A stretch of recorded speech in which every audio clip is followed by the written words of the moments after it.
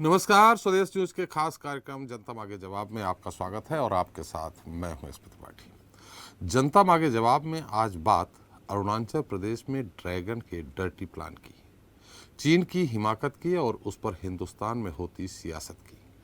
यूं तो भारत चीन के किसी भी दुस्साहस का हर बार मुंहतोड़ जवाब देता आया है, लेकिन चीन है कि मानता नहीं। भारत और चीन का सीमा विवाद कोई नया नहीं है। दोनों देशों के बीच विवाद की वजह 3,440 किलोमीटर लंबी सीमा है, जिसको लेकर दोनों देशों के अपने अपने दावे हैं। इस इलाके की स्थिति ऐसी है कि कई बार नदी, झील और बर्फ से घिरे पहाड़ों के कारण वास्तविक नियंत्रण रेखा यानी LAC को लेकर विवाद होता रहता है और दोनों देशों के सैनिक आमने सामने आ जाते हैं। पिछले कुछ सालों से भी दोनों देशों के बीच एक के बाद एक तनाव की घटनाएं सामने आई हैं। बीते 2 सालों में चीन और भारत के बीच सीमा पर तनाव लगातार बढ़ा है। यहाँ तक कि कई बार चीन और भारतीय सैनिकों के बीच हिंसक झड़प भी हुई है। पिछले साल 9 दिसंबर को सिक्किम के तवांग सेक्टर में भारत और चीन सैनिकों के बीच हिंसक झड़प हुई थी। इससे पहले गलवान घाटी में भी हुई हिंसक झड़प में 20 भारतीय जवान शहीद हो गए थे। गलवान से पहले डोकलाम में करीब 2.5 महीने तक दोनों देशों की सेनाओं में टकराव रहा। उधर साल 2020 में पूर्वी लद्दाख से भी दोनों देशों के सैनिकों के बीच LAC पर सैन्य गतिरोध रहा। उस वक्त दोनों देशों की सेनाएं आमने सामने थीं और तनाव चरम पर था। तब भारत ने चीन से दो टूक शब्दों में कहा था कि सीमा पर तनाव के साथ ही बाकी संबंध सामान्य नहीं रह सकते। यहाँ आपको ये भी बता दें कि 60 बरस पहले चीन ने साल 1962 में भारत के साथ युद्ध में अरुणाचल प्रदेश के आधे से भी ज़्यादा हिस्से पर कब्जा कर लिया था। इसके बाद चीन ने एक तरफा युद्ध विराम घोषित किया। इसके बाद से ही चीन अरुणाचल प्रदेश की दक्षिणी तिब्बत का इलाका मानता आया है और तिब्बती धर्मगुरु दलाई लामा से लेकर भारतीय प्रधानमंत्री के अरुणाचल दौरे पर आपत्ति भी जताता रहा है। चीन ने 2009 में प्रधानमंत्री मनमोहन सिंह और 2014 में PM मोदी के दौरे पर भी आपत्ति जताई थी। अब ऐसे में क्या ये माना जाए कि चीन अपनी हरकतों से बाज नहीं आएगा और चीन की चालाकी पर हिंदुस्तान का अगला कदम क्या होना चाहिए? इसी मुद्दे पर जनता मांगे जवाब में चर्चा करेंगे। ड्रैगन का डर्टी प्लान। ये भी लंबा है।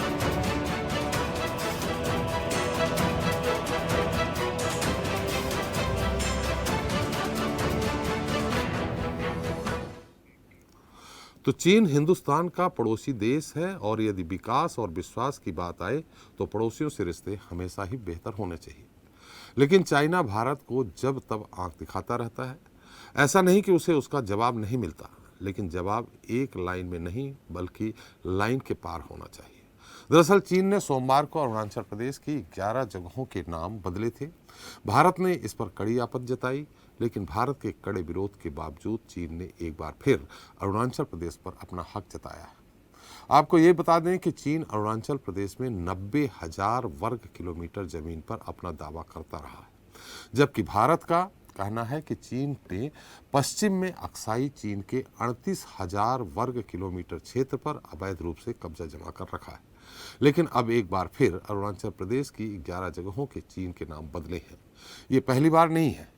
इससे पहले भी साल 2017 में 6 जगहों के और फिर 2021 में 21 जगहों के नामों को अपने हिसाब से बदले थे। अब नाम बदलने की इस कार्रवाई को चीन का दावा मजबूत करने के लिए उठाए गए कदम के रूप में देखा जा रहा है। तो वहीं भारत चीन के इस तरह के कदमों को सिरे से खारिज करता रहा है। इस बार भी भारत ने चीन के इस प्रयास को सिरे से खारिज किया है। भारत के विदेश मंत्रालय का दावा है कि अरुणाचल प्रदेश हमेशा से भारत का हिस्सा है और हमेशा भारत का अभिन्न अंग रहेगा। नए नाम रखने के प्रयासों से सच्चाई नहीं बदलेगी। उधर चीन की चाल पर हिंदुस्तान को अमेरिका का भी साथ मिला। अमेरिका ने कहा कि वह अरुणाचल प्रदेश को भारत के अभिन्न अंग के रूप में मान्यता देता है और क्षेत्रीय दावों के तहत स्थानीय इलाकों को जो नाम बदले गए हैं, ऐसे किसी भी एक तरफा प्रयास का कड़ा विरोध करता है। अब ये तो हुई सीमा विवाद की बात, लेकिन इसके दूसरे पहलू पर नजर डालें तो सीमा पर तनाव के बीच चीन से आयात कम करने के दबाव के बावजूद भारत और चीन के बीच व्यापार लगातार रिकॉर्ड स्तर पर जा रहा है। बीते 7 सालों में सीमा पर तनाव के बीच चीन से भारत का व्यापार 60% तक बढ़ा है। व्यापार के क्षेत्र में भारत की चीन पर निर्भरता लगातार बढ़ रही है। ताज़ा आंकड़ों के मुताबिक पिछले साल दोनों मुल्कों के बीच 8.4% की वृद्धि के साथ व्यापार 135.98 अरब डॉलर पहुंच गया और इसके साथ ही भारत का व्यापार घाटा भी 100 अरब डॉलर के नए स्तर को पार कर गया, जिसको लेकर विपक्ष भी लगातार सवाल उठाता रहा। उधर कांग्रेस नेता जयराम रमेश ने चीन के अरुणाचल की जगहों के नाम बदलने का जिम्मेदार प्रधानमंत्री नरेंद्र मोदी को ठहराया है। कहा है कि पीएम मोदी ने जून 2020 में चीन को क्लीन चिट दे दी थी, अब हमें उसकी कीमत चुकानी पड़ रही। अब सवाल यही है कि क्या चीन अपनी चालाकी से कभी बाज नहीं आएगा? चीन पर दबाव बनाने के लिए भारत का क्या रुख अपनाना चाहिए? क्या चीन से व्यापारिक संबंधों को लेकर भारत की अपनी मजबूरियां हैं या फिर कुछ और? इन्हीं तमाम सवालों का जवाब मांगेंगे और चर्चा करेंगे ड्रैगन के डर्टी प्लान में।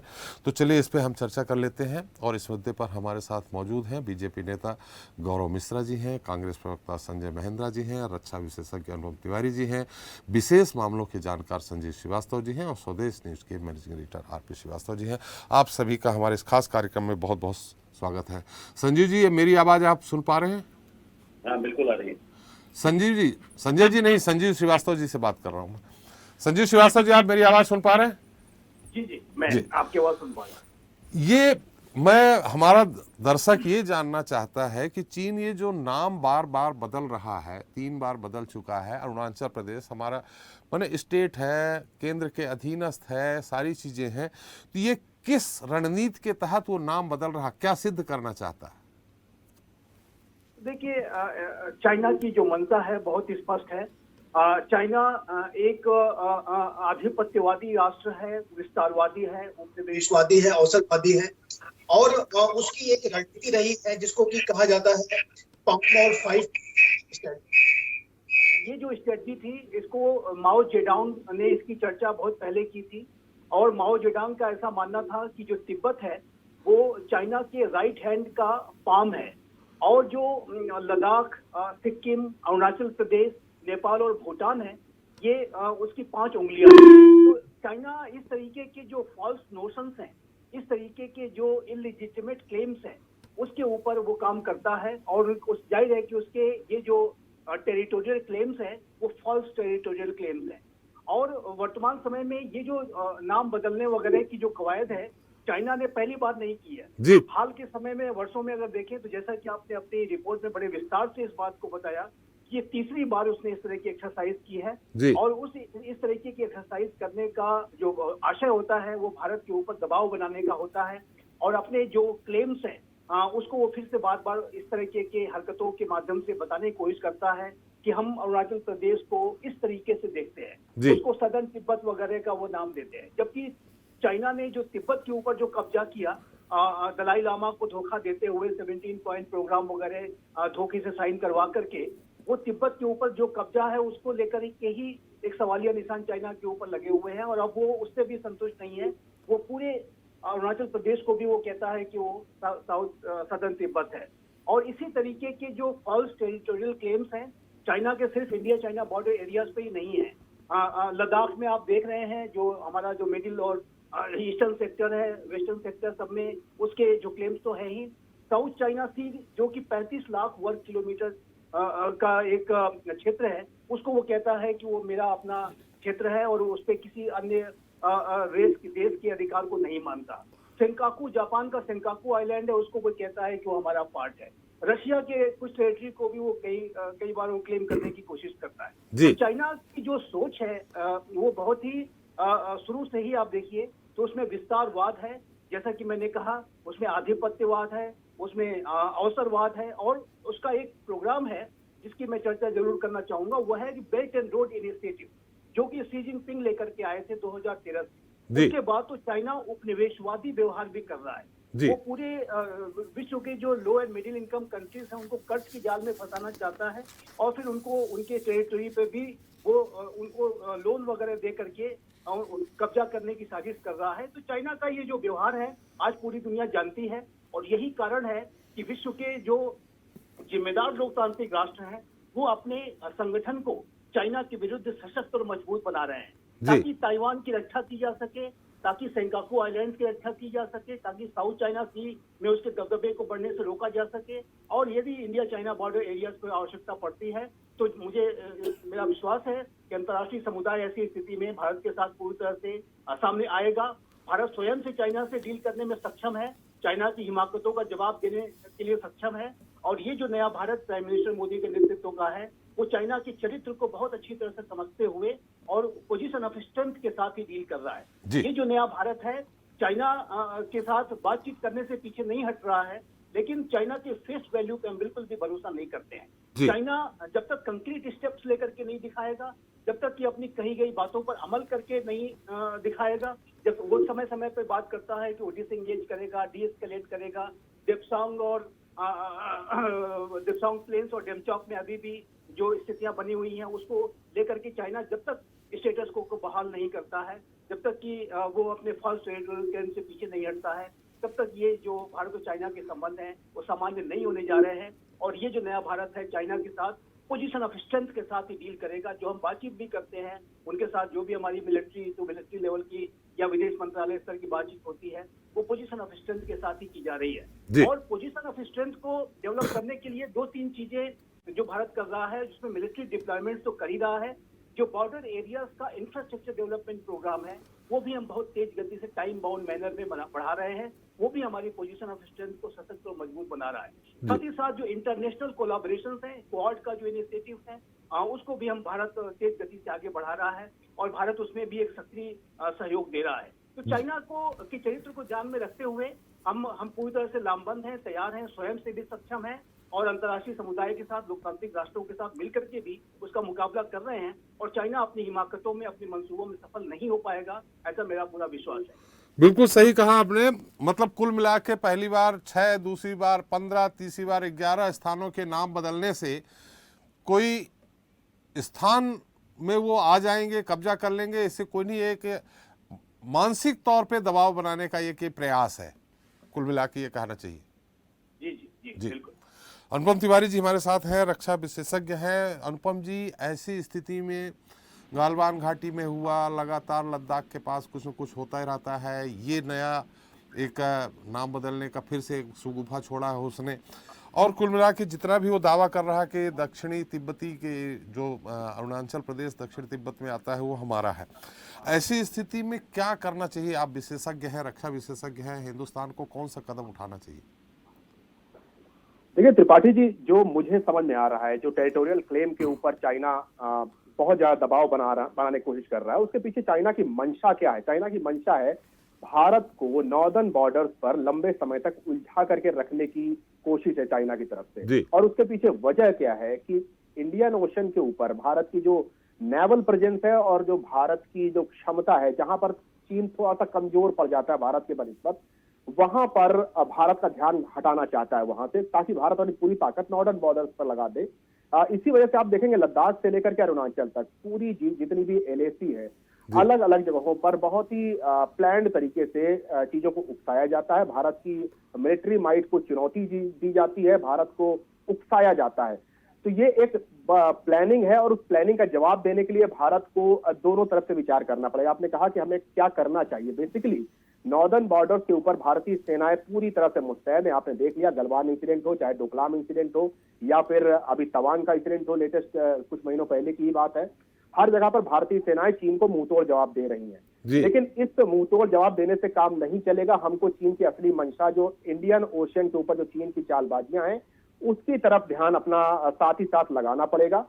नॉर्दर्न बॉर्डर्स को सुरक्षित रखते हुए मलक्का स्ट्रेट से लेकर के जिबूती तक पूरा इंडियन ओशन भारतीय नेवी लगातार अपनी तरफ से देखती रहती है, उसका लुकातर करती रहती है और चीन की हर एक चालाकी को समझती रहती है। तो चीन की इस समय लगातार कोशिश है कि वो दुनिया के सबसे पुराने व्यापारिक मार्ग की जो समंदर से होकर के जाता है, जहां पर एक अंतरराष्ट्रीय world order, settled world order है, उसको डिस्टर्ब कर देना। अब वहां पर अगर वो डिस्टर्ब करना चाहेगा तो उसको सबसे पहले भारत का सामना करना पड़ेगा। इसी वजह से भारत को वो उत्तरी सीमा पर उलझा करके रखना चाहता है। तो भारत को दोनों तरफ अपनी शक्ति को लगाना पड़ेगा। नॉर्दर्न बॉर्डर को सिक्योर करते हुए इंडियन ओशियन यानी इंडो पैसिफिक के ऊपर अपनी क्षमता को लगातार बढ़ाना पड़ेगा। मलक्का स्ट्रेट, जिसका हम लोग बार बार जिक्र करते हैं, जो चीन की सबसे कमजोर नस है और जहां पर भारत अपर हैंड में है, भारत उस पर्टिकुलर स्थान के ऊपर अपनी पकड़ के लगातार के साथ मिल करके अपनी नेवल प्रेजेंस को वहां पर बढ़ाता रहे। अंडमान निकोबार, जो कि हमारी सुरक्षा के लिए बहुत उपयोगी होगा, उसके ऊपर अपनी दृष्टि को लगातार पैनी करता रहे, अपने संसाधन जुटाता रहे, ताकि चीन की जो मंसूबे, जो लॉन्ग टर्म प्लानिंग है, उसको जवाब दिया जा सके। तो मुझे लगता है कि उत्तर भारत के साथ साथ हमको दक्षिण भारत के समंदर की ओर ध्यान देना चाहिए, क्योंकि चीन की जो चालाकी है वो यही इशारा करती है कि भारत को वो उत्तर में उलझाना चाहता है और दक्षिण में निर्बाध रूप से अपनी क्षमता को बढ़ाना चाहता है। जी चलिए गौरव जी, आपको उत्तर देना है। संजय जी से सवाल कर ले। संजय जी, जयराम रमेश जी ने पूरा जो उसने नाम बदले हैं अभी फिर से 11, वो जिम्मेदार जयराम रमेश जी ने प्रधानमंत्री को बनाया है। तो क्या प्रधानमंत्री जी ने फोन करके बोला था कि आप नाम बदल दें?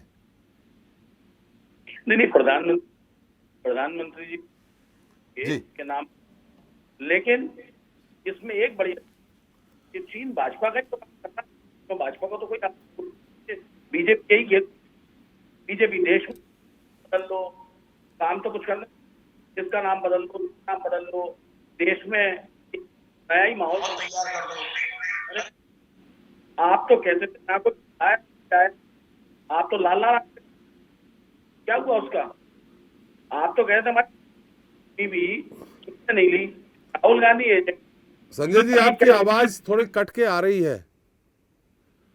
मेरी प्रॉब्लम हो सकती है, थोड़ा सा कट के आ रही है। आप स्पीकर थोड़ा सा पास में रखेंगे क्या? अब आ रही है मेरी आवाज? जी, मैं ये कह रहा हूँ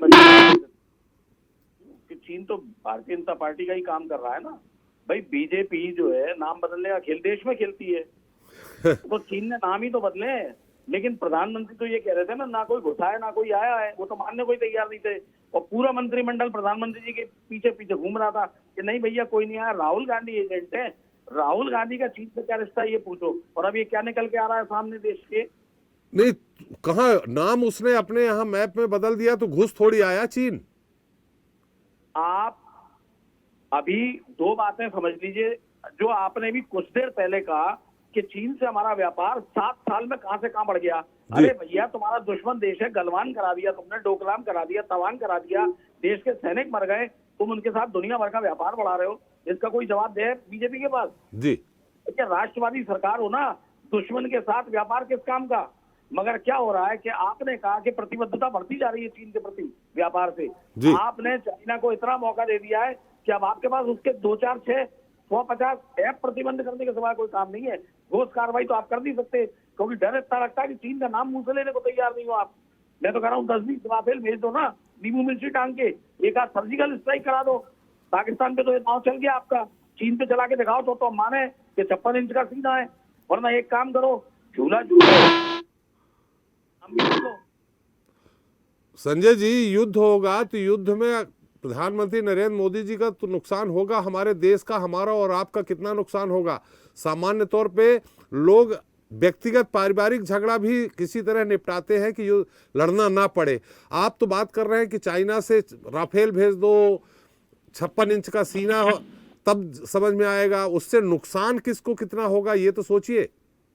तो आपकी बात को अगर मैं बड़ा कर दूं और युद्ध की बात को दरकिनार कर दूं तो मुंह जबानी बयानों से बात बन जाएगी आपकी। चीन आपके संग हरकतें करना बंद कर देगा जी। चीन आपकी जमीनें नहीं हड़पेगा, चीन आपका नाम नहीं लेगा। चीन ने कितने गांव बसा दिए सैटेलाइट इमेज से, दुनिया देख रही है चीन कितने किलोमीटर अंदर घुसा है। जब प्रधानमंत्री को, बीजेपी को कहा गया कि भैया चीन पर नजर रखो, राहुल गांधी ने 10 बार चेताया, कांग्रेस ने 10 बार चेताया कि ड्रैगन उधम कर रहा है, ड्रैगन पर नजर रखो, तो कह दिया आप तो एजेंट हो जी। तो अब भारतीय जनता पार्टी कुछ ठोस कार्रवाई करके दिखाए। चलिए, एक काम कर ले, राहुल गांधी से संबंध अच्छे रख के राहुल गांधी से पूछ ले कि ये कैसे हो रहा है जी। मतलब कुछ तो भी फिजूल की बातें क्या है। देश के अंदर मुद्दों से ध्यान हटाओ, कहीं इसका नाम बदलो, कहीं उसका नाम बदलो, कहीं मुगलों का इतिहास हटाओ, और फिर ये पूछते फिरो कि राणा प्रताप, महाराणा प्रताप, बाजीराव पेशवा किससे लड़े। आप बात को समझो, भारतीय जनता पार्टी के पास करने को कुछ भी नहीं है सिवाय इधर की गोटी उधर, उधर की गोटी चलिए आप ही बता दीजिए क्या करें, नहीं क्यों नहीं करना चाहिए, क्या करें आप बता दीजिए। नहीं तो व्यापार कैसे बढ़ रहा है जी आपकी निर्भरता क्यों है इस समय, किसके हाथ में सत्ता, जी क्यों भारतीय जनता पार्टी इतना व्यापार बढ़ने दे रही है? जी केवल ऐप को प्रतिबंध करने से काम चल जाएगा, या लोगों से कह दो दिवाली पे चीन की झालरों का प्रतिबंध कर दो, झालरें मत जलाना, और आप उनके साथ व्यापार दिन दूना रात चौगुना बढ़ाएंगे? जी ये क्या बात है? आप या फिर एक काम करिए, आप कहिए, आप मजेदार बात ये देखिए, इसमें पूरी दुनिया नरेंद्र मोदी घूमे आए, हजारों करोड़ रुपए खर्च करे आए, एक अमेरिका ने उनको मुंह जवानी साथ दे दिया। अरे भैया विदेश नीति कहाँ गई? 150 देश अपने पीछे इकट्ठा कर लेते, जी 4 दोस्त नहीं बना पाए आप जो आपके लिए चीन के पीछे खड़े हो जाए, आपका समर्थन करने के लिए। रूस जैसा दोस्त आपने खो दिया। आप बात को समझो, किस बात की विदेश नीति? विदेश मामलों के जानकार संजीव श्रीवास्तव जी ने कहा है कि अंतरराष्ट्रीय दबाव पड़ेगा चाइना पे और वो अब साथ देंगे भारत का। अंतरराष्ट्रीय दबाव तो पाकिस्तान पे भी बहुत वर्षों से पड़ रहा था जी। इनने 8 साल में दबाव डाल के क्या कर लिया? पाकिस्तान मान गया क्या? भाई आपके पास एक सेट डायलॉग है कि चीन है कि मानता नहीं, पाकिस्तान है कि मानता नहीं। जी चलिए आप मेरी बात को समझने की कोशिश करो। मैं कह रहा हूं इस देश के मुद्दों से ध्यान हटा के। जी मेरा ऑडियो म्यूट है सर शायद। नहीं आ रही आवाज आपकी। मेरा कहने का मतलब इतना है कि भारतीय जनता पार्टी कोई ठोस कार्रवाई करे जमीन पे, ये कोरी बातों से देश को बहलाने फुसलाने की बात ना करे कि ना कोई घुसा ना कोई आया और राहुल गांधी एजेंट हैं और ये कांग्रेस के किए गए पाप हैं और ज्यादा कुछ नहीं मिले तो रो लो नेहरू जी को। जी चलिए, बस सीधी सी बात ठोस है, कार्रवाई नेहरू भारतीय जी का- जनता पार्टी नहीं करेगी, प्रधानमंत्री, रक्षा मंत्री और हमारी सेना करेगी। तो करती दिख रही है कि आपको ऐसा? चलिए पूछ लेते हैं गौरव जी से। गौरव जी देश में किसी को ऐसा करती दिख रही हो तो बताएं। चलिए गौरव जी हमारे साथ हैं, पूछ लेते हैं गौरव जी।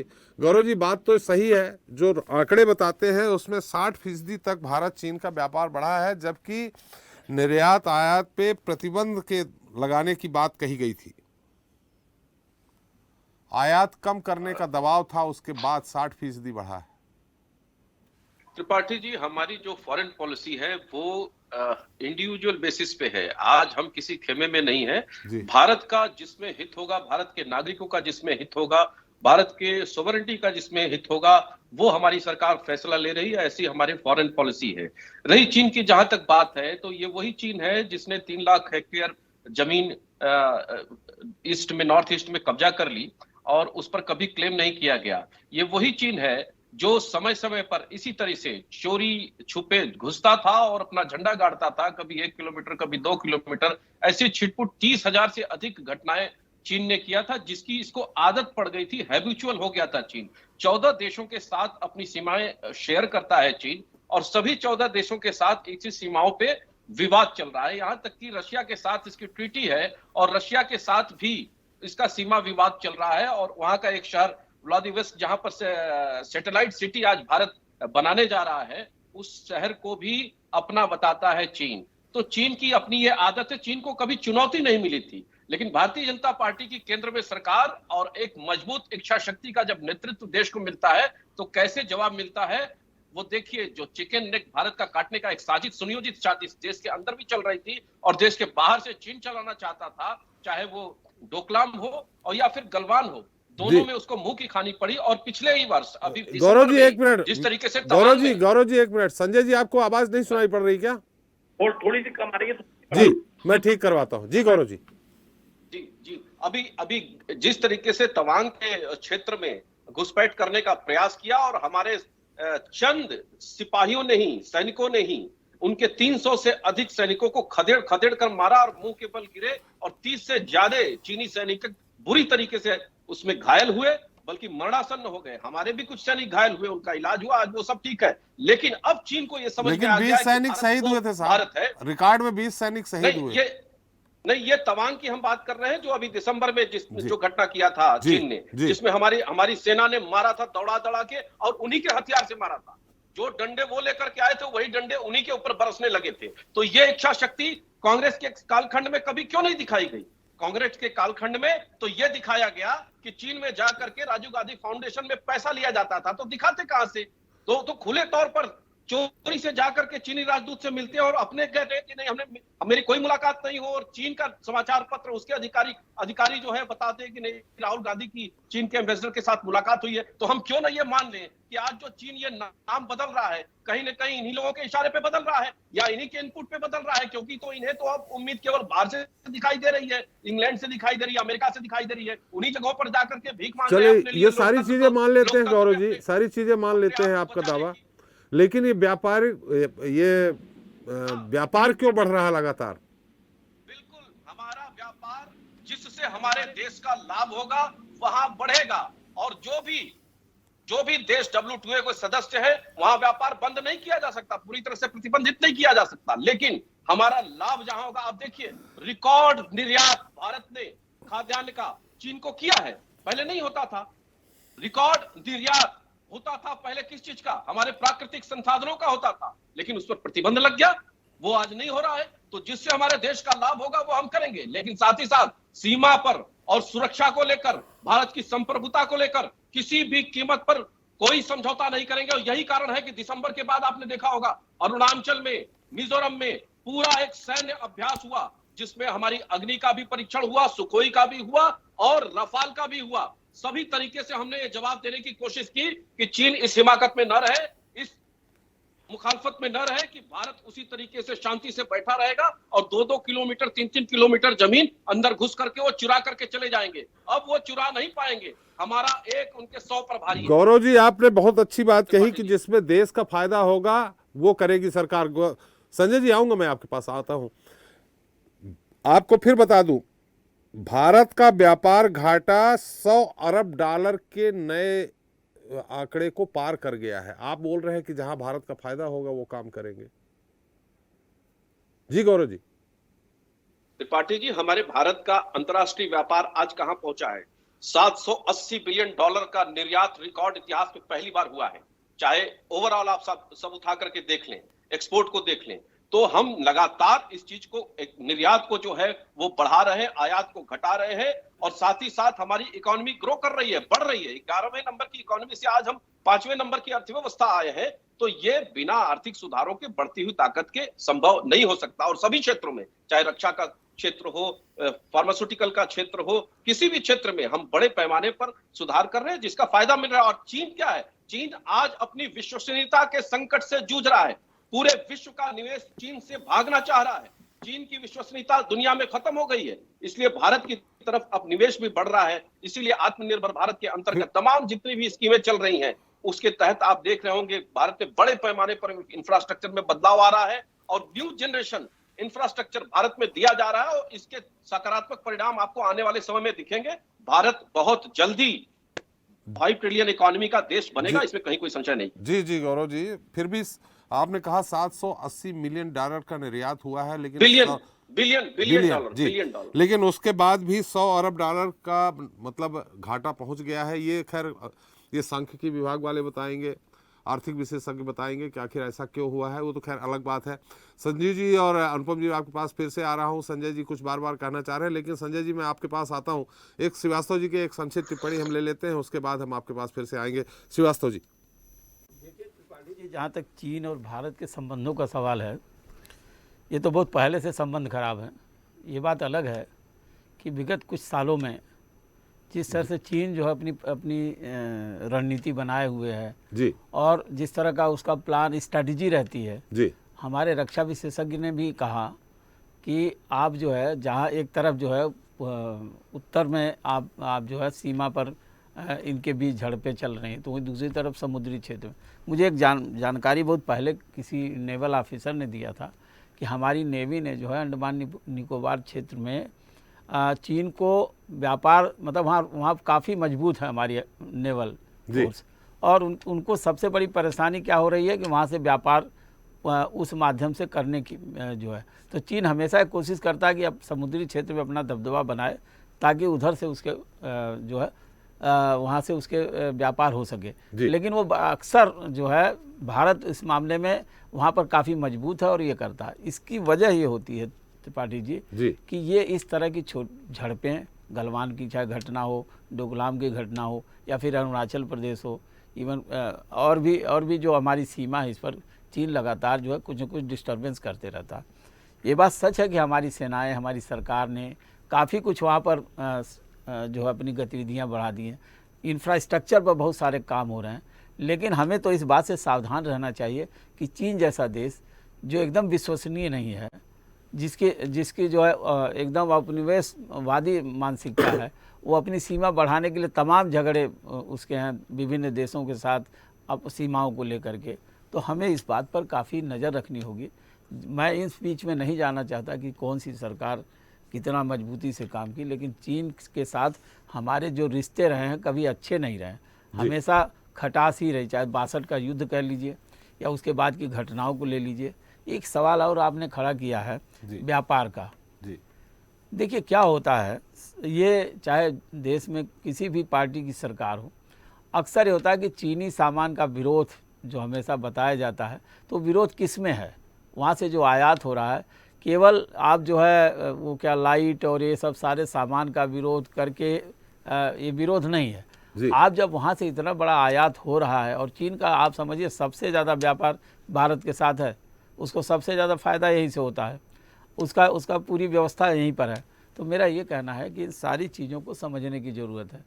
चीन आर्थिक रूप से जब मजबूत हो रहा है और किसकी वजह से कि भारत में निर्यात कर रहा है, भारत उससे आयात कर रहा है, तो ये जो आपने कहा कि ना इकॉनमी बढ़ जो है, उसके लिए एक बहुत बड़ी बात है जो भारत को समझने की होगी। और भारत को खुद अपने आत्मनिर्भर भारत का जो प्रधानमंत्री जी ने नारा दिया है, उस पर बड़ी तेज़ी से बढ़ने की ज़रूरत है, ताकि अंतर्राष्ट्रीय बाजार में भारत उसमें भी आर्थिक रूप से भी मुंहतोड़ जवाब दे सके। ये तो सीमाओं का विवाद है। और जहाँ तक नाम बदलने की बात है त्रिपाठी जी, नाम बदलने से जगह तो नहीं मिल जाएगी चीन को, और हमारी सेनाएं पूरी सक्षम है इन सारी चीज़ों को ये करने के लिए, समझने के लिए, मुंहतोड़ जवाब देने के लिए। संजीव जी, अनुपम जी, आ रहा हूं मैं आपको। संजय जी काफी देर से कुछ कहना चाह रहे हैं जब गौरव जी बोल रहे थे। जी संजय जी। आप भारतीय जनता पार्टी के स्थानीय प्रवक्ता से लेकर राष्ट्रीय प्रवक्ता तक की लाइन समझ ली। शेख चिल्ली ऐसी बातें करने के सिवा कोई काम नहीं है। एक भी ठोस बात का जवाब नहीं देंगे, ले दे के घूम फिर के कांग्रेस और राहुल गांधी को तर जाएंगे। मैं कह रहा हूं कोई ठोस कदम जो देश को दिखे वो तो आप करने की हो नहीं, क्योंकि आपने दुनिया का एक भी देश का प्रधानमंत्री ऐसा देखा हो जिसकी जनता का आधा हिस्सा कभी उसका सीना छप्पर का बताता हो, कभी उसको लाल लाल आंखें करके बताता हो। क्या प्रेजेंटेशन है देश के प्रधानमंत्री का, किस हद तक चापलूसी है।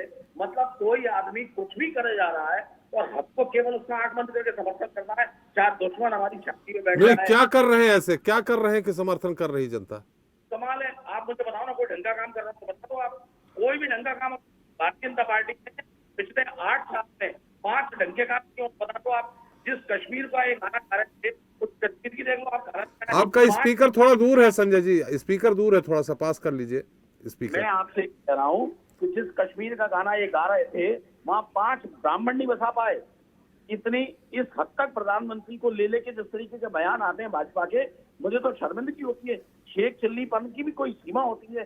कहीं हमारे प्रधानमंत्री का 56 इंची का सीना है, कहीं हमारे प्रधानमंत्री लाल लाल आंखें दिखा रहे हैं। कैसी बातें करती है भारतीय जनता पार्टी, नहीं तो समझ। और कुछ नहीं तुझे तो राहुल गांधी और कांग्रेस को बोलो, अरे भैया जमीन पर ठोस कार्रवाई करके दिखाओ ना। आप पूछ रहे हैं हम ठोस कार्रवाई क्या कर दे, ये बताना अगर मेरा काम होगा, इस बात की योग्यता अगर मुझ में होगी कि भारतीय जनता पार्टी क्या ऐसा करे, तो ये तो भारतीय जनता पार्टी के पास तो सलाहकार है, उनको एक तरफ घर बिठाओ और कांग्रेस के ऑफिशियल से पूछ लो कि क्या करना है, आप बता दो। समझौता करेंगे चीनी सरकार से। कांग्रेस ही चला के बता देगी। ऐसा कहीं होता है क्या? माननीय उच्चतम न्यायालय ने इस पे बहुत कड़ी टिप्पणी की है। किसी भी पॉलिटिकल पार्टी को ये अधिकार नहीं कि दूसरे देशों में जाकर के वो समझौता करे। ये जाकर के इस्तांबुल में अपना कार्यालय जवाब देता हूं, कांग्रेस का किसी भी पार्टी के प्रधानमंत्री को चलिए गौरव जी सुन लीजिए। संजय जी, ट्रंप को वोट दो। क्या बात का अधिकार है किसी देश के प्रधानमंत्री को कि वो जाके दूसरे देश में बोले कि अब की बार ट्रंप सरकार। आपने देखा हिंदुस्तान के किसी प्रधानमंत्री को ऐसा करते हुए? आज तक एक उदाहरण बताओ आप। कैसी बातें करते हो आप लोग, मेरी समझ से परे है। चलिए संजय जी। गौरव जी, आप सवाल खड़ी करिए, गौरव जी से उत्तर ले लेंगे। हमारा काम दूसरे पे उंगली उठाने का है। मैं कह रहा हूँ आप कुछ अच्छा करोगे तो देश आपके साथ खड़ा है। काम मना कर रहे हैं। राष्ट्र की सुरक्षा सर्वोपरि है। राष्ट्र ना कांग्रेस के आगे कुछ लगता है, ना भारतीय जनता पार्टी के सामने। राष्ट्र सर्वोपरि है, राष्ट्र का हित सर्वोपरि है। ना कांग्रेस बड़ी है, ना भाजपा बड़ी है, मगर कोई काम होता तो दिखे। चले, क्या काम होता दिखे ये हम गौरव जी से बाद में पूछेंगे। एक बार फिर संजीव जी के पास चलते हैं। संजीव जी, निश्चित तौर पे चाइना लगातार दबाव बना रहा है, आप विदेश मामलों के बहुत अच्छे जानकार हैं। चाइना पर दबाव बने, ऐसा क्या रणनीति हो कि भारत भी चाइना पे दबाव बनाए? देखिए, ऐसा है कि चाइना के ऊपर ऑलरेडी दबाव है जी, और जो ये ठोस कार्रवाई वगैरह की ये जो बात कर रहे हैं ना, ये जो ठोस कार्रवाई अभी आप अगर आप पिछले अपने सरकारों से तुलना करेंगे तो आपको स्पष्ट रूप से समझ में आएगा कि ये ठोस कार्रवाई किस तरह से की जा रही है। 2014 के बाद से जो बॉर्डर एरियाज का जो इंफ्रास्ट्रक्चर डेवलपमेंट प्रोग्राम है वो बड़ी तेज गति से आगे बढ़ा है। जैसा कि मैंने कहा कि चाइना का मुकाबला ये जो नया भारत प्राइम मिनिस्टर मोदी के नेतृत्व का है वो पोजीशन ऑफ स्ट्रेंथ के साथ कर रहा है। पहले की जो सरकारें यहाँ पे हुआ करती थी, बहुत दुर्भाग्य से मुझे कहना पड़ रहा है कि वो सरकार जो है सड़कें इसलिए नहीं बनाती थी क्योंकि उनका अप्रोच ये था कि उसी सड़क का इस्तेमाल करते हुए चाइना आपके अंदर आ जाएगा, और इस तरीके से चाइना को अतीच करने की कोशिश की जाती थी। मुझे और इस तरीके की जो सोच थी वो प्रेवेलेंट थी। अब मैं जानता हूँ, मैंने लंबे समय तक इस सेक्टर में कार्य किया है और ये जो सोच में बड़ा बदलाव आया है। तो ये जो ठोस जो बदलाव की बात कर रहे हैं हमारे कांग्रेस के मित्र, वो ठोस बदलाव आ चुका है। बॉर्डर एरियाज का इंफ्रास्ट्रक्चर डेवलपमेंट। संजीव जी, थोड़ा सा रोक रहा हूँ। मैं थोड़ा अपने तकनीकी साथियों से कहूंगा कि संजय जी को आवाज कम जा रही है, उसको ठीक करें। जी संजीव जी। और जहां तक देखिए, चाइना के ऊपर भारी दबाव है। चाइना के ऊपर गलवान में हमारे सैनिकों ने, हमारे बहादुर सैनिकों ने जिस तरीके की कार्रवाई की, अभी तवांग में जैसा कि हमारे भारतीय जनता पार्टी के प्रवक्ता बता रहे थे कि तवांग में जिस तरीके की कार्रवाई की गई, डोकलाम में 2017 में हमने जिस तरीके से 73 दिनों का चाइना के साथ eyeball to eyeball confrontation करके उनको एक ठोस कार्रवाई करते हुए, मैं ठोस कार्रवाई की ये बात कर रहे हैं तो मैं ठोस कार्रवाई के ऊपर जरूर एम्फसाइज करूंगा कि चाइना के विरुद्ध अनेक तरीके की ठोस कार्रवाइयां की गई हैं और जिसके की वजह से आज चाइना भारी दबाव में रहता है। और ये चाइना भारत के विरुद्ध कुछ भी करने से पहले 20 बार, हजारों बार सोचता होगा। और जाहिर है कि इस तरीके की जो नीतियां बनाई जा रही हैं कि चाइना को, चाहे वो हमारे लैंड एरियाज में हो, चाहे जैसा कि अनुपम जी ने चर्चा की, जो हमारे जो मैरीटाइम डोमेन में भी जो अंडमान निकोबार जो हमारा कमांड है वो ट्राई सर्विस कमांड बन चुका है और उस ट्राई सर्विस कमांड के माध्यम से मलाक्का स्टेट पे बहुत ही क्लोज नजर रखी जाती है और चाइना को हम कभी भी किसी स्थिति में ब्लॉक कर सकते हैं। यदि चाइना ने हमारे बॉर्डर एरियाज पर किसी भी तरीके की हिमाकत करने की कोशिश की तो भारत की जो नौसेना है वो इतनी सक्षम है कि वो बड़ी कार्रवाई करते हुए चाइना के पूरे ट्रेड को ब्लॉक कर सकती है। मलाक्का स्टेट का उसका कोई ट्रेड नहीं हो पाएगा। तो ये जो बहुत ही स्पष्ट है कि भारत की जो चाइना के प्रति जो नीति है उसमें बड़ा बदलाव आया है और इसकी वजह से आज चाइना भारी दबाव में रहता है। दूसरी जो ठोस कार्रवाई मैं जरूर चर्चा करना चाहूंगा, पाकिस्तान के विरुद्ध की गई है। पाकिस्तान के संदर्भ में जो पाकिस्तान प्रायोजित आतंकवाद था, उस पहले की सरकारों का जो अप्रोच था उसमें 100% टॉलरेंस हुआ करता था। मुंबई का इतना बड़ा हमला हुआ 2008 का और उस समय आपने कोई कार्रवाई नहीं की, उस समय की तत्कालीन सरकार ने कोई कार्रवाई नहीं की। वर्तमान समय में जो सरकार है वो आतंकवाद के विरुद्ध जीरो टॉलरेंस की पॉलिसी पे चलती है और ये ठोस कार्रवाई है। और मैं जाहिर है कि अब आतंकवादी घटनाओं में भारी कमी आई है। आज ही आप तुलना कर लें 2014 के पहले तो कभी किसी छोटे से छोटे शहरों से लेकर के बड़े से बड़े शहरों में आए दिन बम ब्लास्ट की घटनाएं हुआ करती थी। जगह जगह पे आतंकी बम फोड़ दिया करते थे, लोगों की जानें जाती थी, लेकिन वो घटनाएं आज नहीं हो रही है क्योंकि पाकिस्तान ये जानता है कि यदि वो उस तरह की कार्रवाई करेगा तो ये जो नया भारत है उसको ठोस कार्रवाई करते हुए उसके ऊपर करारा जवाब देगा। और ये जो बदलाव आया है उसको हमारे कांग्रेस के मित्र को समझना होगा। और तीसरी बात मैं ये कहना चाहूंगा, बिल्कुल संजय जी, आता हूं मैं आपके पास, खत्म कर लीजिए संजय जी को। जी संजय जी। लेकिन और ये तो रही कि हमारी सुरक्षा संबंधी बात, लेकिन जहां तक हमारी अर्थव्यवस्था, हमें इकोनॉमी में व्यापार घाटे की बात मैं जरूर उन्होंने उठाई थी, मैं उसके ऊपर भी जवाब देना चाहूंगा। देखिए, व्यापार घाटा चाइना के साथ हमारा जो व्यापारिक जो संबंध है वो आपका ही बनाया हुआ, दशकों का बनाया हुआ संबंध है। कांग्रेस की सरकारों के समय से, लंबे समय से हम चाइना के साथ ट्रेड कर रहे हैं। ये 1-2 वर्षों के व्यापारिक संबंध नहीं है, ये दशकों के व्यापारिक संबंध है। उसको घटाने में समय लगेगा। चाइना का जो चरित्र है आज एक्सपोज हो चुका है। घटाने का नहीं, ये तो बढ़ रहा है सर। नहीं, सुनिए तो मैं बता रहा हूँ, मैं बता रहा हूँ, लेट मी जस्ट कंप्लीट। देखिए अभी क्या हुआ है कि कोरोना के समय में, इस समय एक जो पूरे वर्ल्ड मार्केट में रिसेशन की स्थिति, भारत भी उस रिसेशन से प्रभावित था।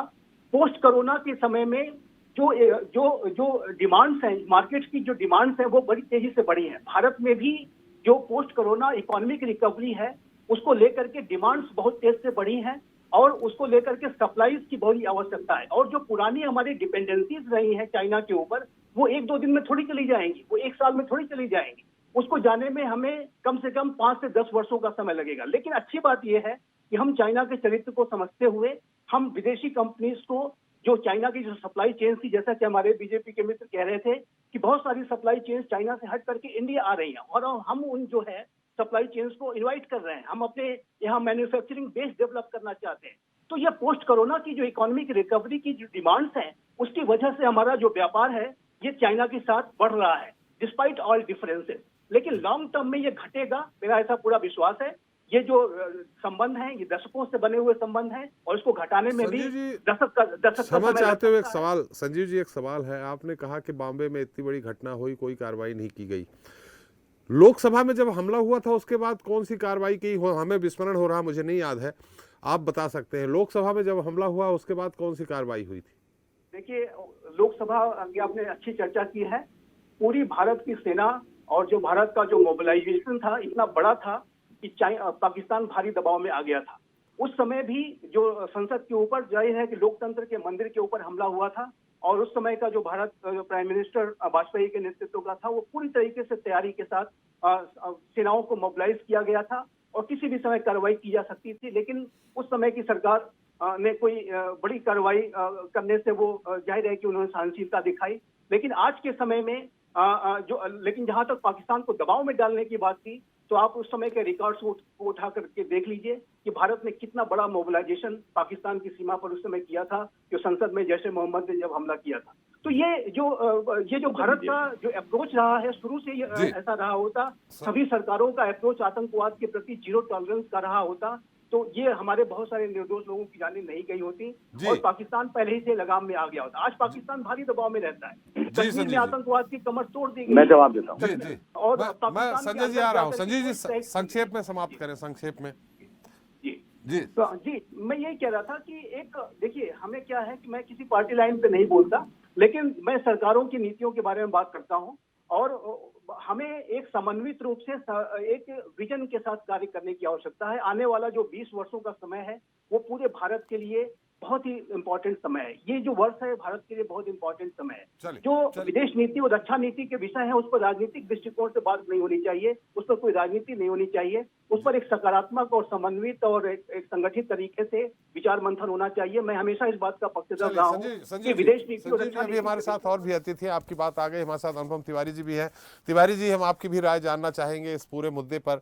जो जैसा संजीव जी ने कहा, बात बहुत सारी उन्होंने ये कही कि अगर ठोस कदम जीरो टॉलरेंस की नीति अपनाए होते तो शायद ये स्थिति नहीं होती।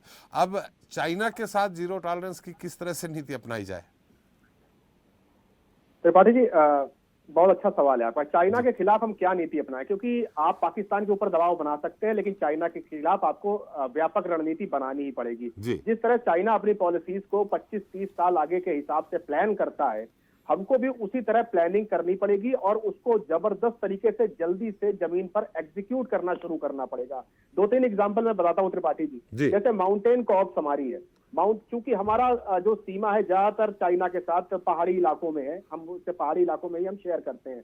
माउंटेन डिवीजन हमारी बहुत दिनों से है और उसको रिवाइव उस लेवल पर नहीं किया गया जिस लेवल पर उसको किया जाना चाहिए था। मुझे लगता है आज के हालात को देखते हुए माउंटेन कॉर्प्स को जल्द से जल्द रिवाइव करने की आवश्यकता है और वो भी उसको ऑफेंसिव जामा पहनाने की आशंका है की आवश्यकता है, क्योंकि आप सिर्फ डिफेंसिव होकर के माउंटेन्स के ऊपर लड़ाई नहीं लड़ सकते। दूसरी बात, इंटीग्रेटेड बैटल ग्रुप्स एक बहुत अच्छी परिकल्पना थी जो दिवंगत सीडीएस रावत साहब ने दी थी, उसको जमीन पर उतारा गया। लेकिन आज आवश्यकता है उस तरह के कई सारे बैटल ग्रुप को जल्द से जल्द बनाया जाए, उनको ट्रेनिंग दी जाए और उनको इस तरह से तैयार किया जाए ताकि अगर जरूरत पड़े तो चाइना के ऊपर हम हमलावर हो जाएं। हम जब तक केवल डिफेंस की बातें करते रहेंगे तब तक चाइना हमारे ऊपर हावी रहेगा। तो मुझे लगता है कि भारत सरकार को इस समय अब ऑफेंसिव नीतियों के ऊपर ध्यान देना चाहिए और ये छोटी छोटी बातें हैं, माउंटेन कॉर्प्स हो गया, इंटीग्रेटेड बैटल ग्रुप्स हो गई।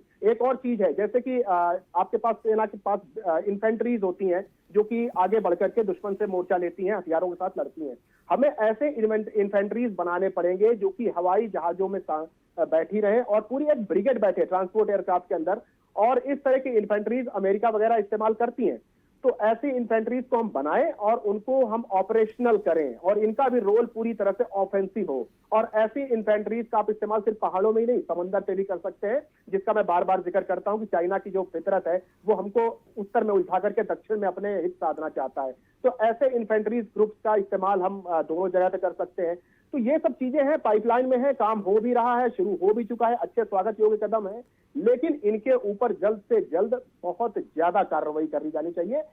मुझे लगता है कि भारत सरकार इस पर ध्यान दे रही है क्योंकि चीन एक ऐसा दुश्मन है त्रिपाठी जी जिससे आप सिर्फ आज के फौरी तौर पर आप नहीं लड़ सकते हैं। आप फौरी तौर पर उसको हरा सकते हैं, डोकलाम में हरा सकते हैं, तमांग में हरा सकते हैं, कई जगहों पे हरा सकते हैं। उसकी सेना आपकी सेना से कभी नहीं जीत सकती, ये मेरा खुद का एक्सपीरियंस कहता है। उनके सैनिकों के पास इस तरह की ट्रेनिंग नहीं होती थी, वो आप छोटी छोटी झड़पों में आपके ऊपर वो हावी हो जाए। लेकिन लॉन्ग टर्म की जहां तक आप बात करेंगे तो चाइना हमेशा आपके ऊपर हावी होने की कोशिश करेगा। तो छोटी झड़पों से बाहर निकल करके हमको ब्रॉड पिक्चर देखनी पड़ेगी और उसी के हिसाब से हमको अपनी पॉलिसीज फॉर्मुलेट करनी पड़ेगी, उनको जमीन पर लाना पड़ेगा।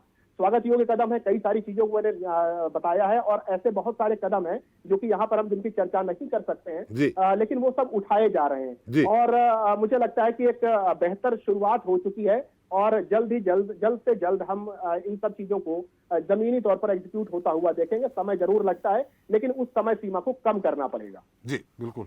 जी संजय जी कुछ कहना चाह रहे थे, फिर गौरव जी उत्तर देंगे आपका, कुछ बताइए। मैं ये कह रहा था, मैं संजीव श्रीवास्तव जी विदेश मामलों के जानकार हैं जी। संजीव श्रीवास्तव जी ने आखिरी में बड़ी अच्छी बात कही कि मैं किसी पार्टी के विषय में नहीं बात कर रहा हूं, मैं तो एक जनरल राय रख रहा हूं। संजीव श्रीवास्तव जी, आप अपनी इस डिबेट को दोबारा पूरा सुनना, उसके बाद आपको पता लगेगा आप विदेश मामलों के जानकार कम, भारतीय जनता पार्टी का घोषित प्रवक्ता ज्यादा है। मेरी बात का बुरा मत मानिए, हमारे अतिथि हैं वो संजय जी। नहीं प्लीज सर, मैं सम्मान के साथ कह रहा हूँ, मैं सम्मान के साथ कह रहा हूँ संजीव जी, इस बात को अदरवाइज मत कीजिएगा। देखिए क्या है, पूर्ववर्ती सरकारों को रोने का भारतीय जनता पार्टी को और उसके समर्थक दलों को एक विशेष तरीके का मानसिक रोग है। मैं कह रहा हूं 8 साल से आपकी सरकार है, आप कर क्या रहे हो? आपने, संजीव जी ने कहा कि 5 से 10 साल में होता है ये काम, तो 8 साल हो तो गए भैया आपकी सरकार को, वो 5 साल भी निकल गए और 10 साल के भी करीब है। अब तक तो 80% काम पूरा हो जाना चाहिए था। 5 परिवार नहीं बसा पाए आप कश्मीर में, कश्मीरी पंडित वहां पर 5 परिवार नहीं बसा पाए, नाम पूछ के गोली मार रहे हैं। पता नहीं देश को क्यों गुमराह करने की कोशिश करके, जनता को झूठ का झुंझुना पकड़ा के क्यों इस देश को बर्बाद करने में तुले हो भाई। चलिए संजय जी समय कम है, चूंकि आपने 5 परिवार की बात की है, 5 बड़े काम की बात की है, तो गौरव जी से पूछ ले तभी तो आपको उत्तर मिलेगा। सर मैं केवल 5 सेकंड लूंगा, इससे ज्यादा नहीं लूंगा, आपने दूसरों को मिनट और दिए, मुझे 5 सेकंड दीजिए। मैं ये कह रहा हूँ, मैं आखिरी बार ये कह रहा हूँ कि भैया देश को इन कोरी लफाजी बातों से गुमराह करना बंद करो।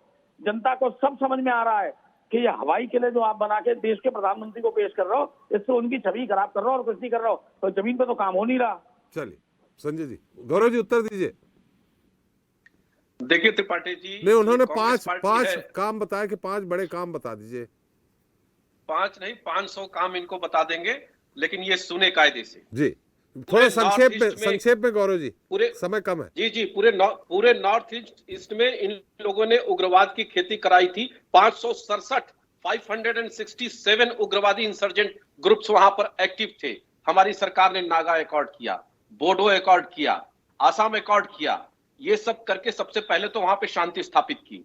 उसके बाद इंफ्रास्ट्रक्चर, आप देखिए इनकी सरकार जब तक थी नॉर्थ ईस्ट के लोगों ने ट्रेन नहीं देखी थी, नागालैंड, मिजोरम, वहां तक ट्रेन पहुंची नहीं थी, हमारी सरकार ने ट्रेन पहुंचाया। 1952 से एक पुल रिकमेंडेड था, that is called bogie bridge, और उस ब्रोगी ब्रिज को बनाने का लगभग 10 किलोमीटर का पुल बनाने का श्रेय भारतीय जनता पार्टी की सरकार को जाता है। इसके अलावे एक हाईवे जो सेमडिल से लेकर के हवाई तक लगभग 1700 किलोमीटर का जो बन रहा है, वो ऐतिहासिक बन रहा है, सिर्फ रक्षा की दृष्टि से नहीं बल्कि वहां के क्षेत्रीय विकास के भी दृष्टि से। आज नॉर्थ ईस्ट को या इनके नेता चुनाव के दौरान गए नहीं और जब चुनाव हार गए तो कह रहे छोटे मोटे स्टेट है, उससे क्या फर्क पड़ता है। तो इन लोगों ने आइसोलेट करके उनके हाल पर छोड़ करके रखा था, वहां उग्रवाद की खेती कराते थे, जबकि वह पूरी तरह से भारत की संस्कृति के साथ जुड़ा हुआ, भारत में सूर्य के किरण को लाने वाला पहला क्षेत्र है और उसको इन लोगों ने इस तरीके से दूसरी करके रखा था। भारतीय जनता पार्टी ने 80% से ज्यादा, लगभग 90% जो रिकमेंडेड इंफ्रास्ट्रक्चर था सेना की तरफ से, उसको बना करके आज खड़ा कर दिया है। आज हमारा सुखोई भी वहां पर खड़ा है, रफाल भी खड़ा है और वहीं उड़ीसा में एपीजे अब्दुल कलाम के प्रक्षेपण क्षेत्र से वहां पे मिसाइलें भी खड़ी हैं। हमारे क्षेत्र को कोई छू नहीं सकता। रही चीन की जहां तक बात है, चीन की हिमाकत साउथ चाइना सी में जिस तरीके से वो अपने अधिकार को बढ़ाता है, आज उसको भी चुनौती देने का काम अगर किसी ने किया है तो भारत ने किया है। चीन की बीमारी श्रीलंका को लग गई थी, उस श्रीलंका को भी उबारने का काम किसी ने किया है तो भारत ने किया है। भूटान की सुरक्षा आज सुनिश्चित है तो भारत के कारण सुनिश्चित है। आपने क्या किया? आपने नेपाल को छोड़ दिया, आपने भूटान को छोड़ दिया, सभी पड़ोसी देशों के साथ बुरे संबंध स्थापित किए, केवल लूटा, उन क्षेत्रों में उग्रवाद की खेती करवाया और आज आप उंगली उठा रहे हैं हमारे ऊपर। आप उसी देश में जाकर के आप पॉलिटिकल समझौता कर रहे हैं। हवाई अड्डा श्रीलंका में क्या हालात चल रखे हैं, आपने रोकने की कोशिश की? आप पैसा लेकर के आ रहे हैं चीन से, घूस खा रहे हैं और चीन की दलाली की बात कर रहे हैं भारत के अंदर। आप कैसी बात कर रहे हैं? भारत की जनता ने इसलिए आपको वहां बैठाया है पूरे नॉर्थ ईस्ट में। क्या स्तर है डिबेट का? मैं बताऊं दलाली किसको कहते हैं? मैं बताऊं दलाली किसको कहते हैं? जनता ने जवाब दिया है। मैं जवाब दूं, दलाली शब्द किसको कहते हैं? संजय जी, मेरा समय समाप्त हो रहा है। गौरव जी एक सवाल है, गौरव जी एक सवाल है। जिस अरुणाचल प्रदेश की बात आप कर रहे हैं उसको केंद्र शासित प्रदेश का दर्जा देने का अधिकार किसने दिया था? वो प्रदेश नॉर्थ ईस्ट फ्रंटियर के नाम से जाना जाता था, वो किस सरकार ने उसका नाम अरुणाचल प्रदेश किया? उसके बाद उसको अलग राज्य का दर्जा किसने दिया, ये आपको मालूम होगा। ये सब 72 की बात है। और उसके बाद 1988 में अलग अरुणाचल प्रदेश को अलग राज्य का दर्जा दिया गया। उस समय प्रधानमंत्री राजीव गांधी थे, जिस अरुणाचल प्रदेश की आप बात कर रहे हैं। गौरव जी, अरे ये वही लोग हैं जिन्होंने 1977 में मिजोरम में मैडम इंदिरा गांधी जी ने जेट फाइटर से अपने ही देश के नागरिकों के ऊपर बमबार्डिंग करवाया था। इसका जवाब दे पाएंगे ये? आज तक माफी मांगा इन्होंने? हमारे देश का हिस्सा है या दूसरे देश के लोग हैं? कहीं दुनिया में ऐसा हुआ है क्या कि अपने ही देश के लोगों के ऊपर बमबार्डिंग कराया जाए जेट फाइटर प्लेन से? हमारा सवाल गौरव जी दूसरा है। हमारा सवाल अरुणाचल प्रदेश किसने नाम दिया, केंद्र शासित राज्य का दर्जा किसने दिया, जबकि लगातार चाइना दबाव बनाता रहा और कहता रहा है कि अरुणाचल उनका है, नॉर्थ ईस्ट फ्रंटियर उनका है। फिर उसके बाद 1988 में अलग उसको अलग राज्य का दर्जा किसने दिया? ये सवाल तो ये ऐसा नहीं कि कांग्रेस ने केवल आतंकवादी पैदा किए हैं। हुआ था जी, कहां पैदा किए? मैं उसको स्पष्ट करना चाहता हूं, तिब्बत को गिफ्ट किसने दिया, तिब्बत को थाली में परोस करके किसने दिया? वो इन्हीं लोगों ने दिया। और आज उसी तिब्बत के कारण इस अरुणाचल को चीन अपना हिस्सा बताता है, साउथ तिब्बत का हिस्सा बोल करके। तो कम से कम अरुणाचल की जहां तक बात है, हमारे सेनाध्यक्ष ने, तात्कालिक सेनाध्यक्ष ने इस नेगोशिएशन को अंजाम दिया था और राजीव गांधी जी के पीरियड में अरुणाचल प्रदेश बना था। लेकिन आज की जो स्थिति है, जिस तरीके से कांग्रेस के प्रवक्ता बोल रहे हैं, उनको तो नैतिक अधिकार भी नहीं है वहां के बारे में कुछ बोलने का। आज चीन दबाव। चलिए गौरव जी थोड़ा समाप्त करें, हमारा समय कम है। गौरव जी जल्दी समाप्त करें। नहीं, मेरी बात समाप्त है, मेरी बात पूरी है जी। आप समय इनको है कि किस जी संजय जी, समय चूंकि हमारे एक सीमाएं होती हैं इसलिए मैं बंधा हूं। मुश्किल से 30 सेकंड में अपनी बात कहिए। हाँ, मैं एक बात कहना चाहता था जी कि देखिए, किसी भी विषय को, खासकर विदेश नीति, रक्षा नीति, सुरक्षा से संबंधित विषयों को अगर आप राजनीतिक चश्मे से देखेंगे तो हर व्यक्ति वैसा ही नजर आएगा जैसा कि आप देखना चाहते हैं। ऐसा सच्चाई ये नहीं है। आप मेरे पूरे वक्तव्य को आप अगर सुनेंगे, पहले के भी मैंने इस चैनल पे मैं पहले भी अपीयर हुआ हूँ और हमेशा मैं देश की बात करता हूँ, देश के हित की बात करता हूँ, सभी के समन्वित विकास की बात करता हूं, जिसमें आप भी शामिल हैं। तो इसको मुझे आप एक पर्टिकुलर कैटेगरी में न डालें तो बेहतर होगा। चलिए, thank you. RP Srivastava ji, आपकी इस पूरे मुद्दे पे एक टिप्पणी, उसके बाद हम प्रोग्राम अपना समाप्त करते हैं। आरपी श्रीवास्तव जी। जी मुद्दा है जी चीन और भारत के रिश्तों को लेकर के है, और चीन के द्वारा जो की जा रही है इस तरह की हरकतें उनको लेकर के। जी हमारा देश जो है एक तरह से ये बात सही है कि पिछले सालों में हम काफ़ी सक्षम हैं, और चीन की सेना हो या चीन की जो मंशा हो उसका जवाब देने में भी सक्षम है। जी कोई भी सरकारें हो, चाहे पूर्ववर्ती सरकार हो या वर्तमान सरकार हो, कोई सरकार ये नहीं चाहती कि चीन जो है आकर के हमारे ऊपर अपना धौंस जमा ले। जी प्रश्न ये उठता है कि चीन इस तरह की हरकतें क्यों कर रहा है। सिर्फ उसकी एक ही मंशा रहती है कि लगातार जो है हिंदुस्तान को उलझाए रखो और अपना एक दबदबा जो है उसमें बना के रखो। तो ये हर इस तरह का देश, चीन जैसा शक्तिशाली देश, शक्तिशाली मानना पड़ेगा, हम भी उससे कम नहीं है, लेकिन वो भी एक शक्तिशाली देश है, उसकी स्थिति पाकिस्तान जैसे नहीं है। जी तो इसको भी समझने की ज़रूरत है, और जो सरकार, वर्तमान सरकार इस दिशा में अगर काम कर रही है तो ये सरकार का नैतिक दायित्व और उसको करना भी चाहिए।